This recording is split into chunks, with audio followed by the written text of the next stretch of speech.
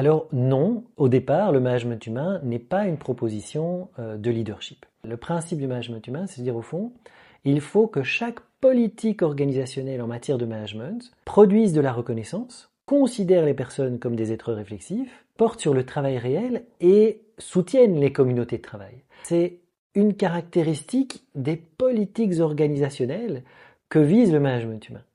Et c'est une manière de responsabiliser les organisations. Il y a une tendance aujourd'hui de responsabiliser les managers, les individus, les personnes, et de se dire qu'au fond, si on a des taux d'absentéisme élevés, des taux d'engagement faibles, c'est la faute quelque part des managers que l'on va envoyer en formation, etc. Ici, dans le management humain, on re-responsabilise l'organisation. On dit attention, c'est dans la définition même des politiques organisationnelles et a fortiori des politiques de management et des pratiques et des outils de management, qu'il faut remplir quelque part ces objectifs, ces fondements qui sont associés au management humain. Et d'ailleurs, quelque part, la proposition du management humain, elle s'est construite en réaction à l'émergence d'une multitude d'approches du leadership. Donc quelque part, le management a été effacé par ces théories du leadership qui portent plutôt sur les individus et les relations interpersonnelles.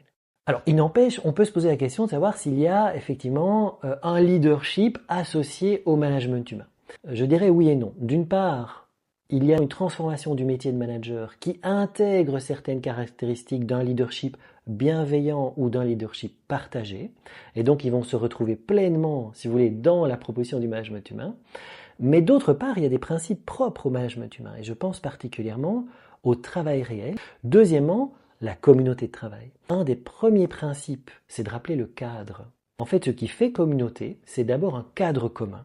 Avant de se dire, mais quelle est la proposition pour moi, quelles sont les promesses que l'organisation me fait personnellement, et qu'est-ce que mon leader va m'apporter personnellement, c'est aussi ce qu'on attend de moi, quel est le cadre commun auquel j'adhère et que je vais respecter.